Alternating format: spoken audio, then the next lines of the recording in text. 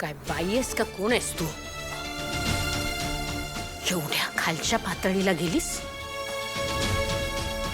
नीचपणाचा कळस गाठलास कामिनी. शब्दन शब्द खरा आहे कमळीचा. तुझं पितळ तिने उघडं पाडलं म्हणून तिच्यावरच हात उगारत होतीस? अगं जनाची नाही निदान मनाची तरी लाज बाळगायचीच ना.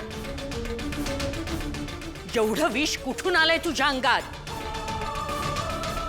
तुझं माझं नातं आहे हे सांगायची लाज वाटते मला.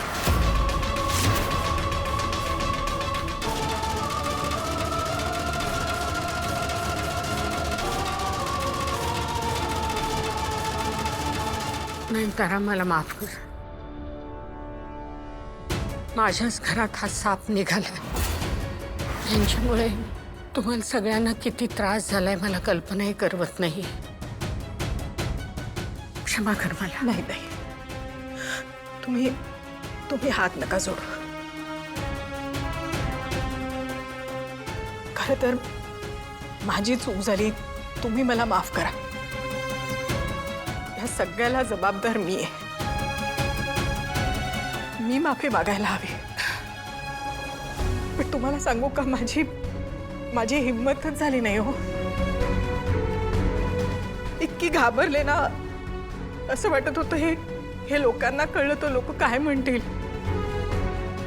मी कमजोर पडले. माझ्यातल्या आईने मला ही हिंमत नाही करू दिली. माझी चूक आहे.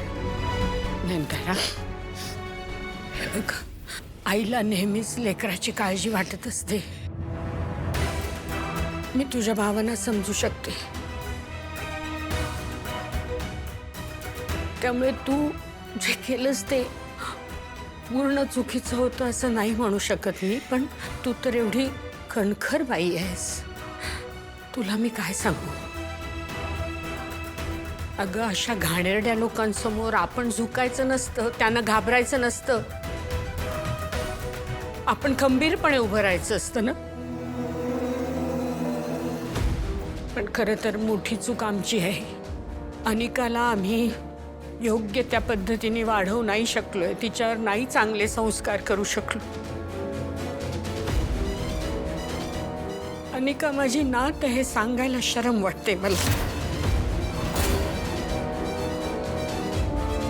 कुणाच्या मोबाईलमध्ये, कुणाच्या लॅपटॉपमध्ये ते सगळे गॅजेट्स वगैरे वापरतात ना, त्याच्यामध्ये प्राजक्ता बेबीचा व्हिडिओ जर असेल तो आत्ताच्या आत्ता डिलीट झाला पाहिजे. नाहीतर प्रत्येकाला जेलची वारी करावी लागेल. कळतंय का अनिका मॅडम?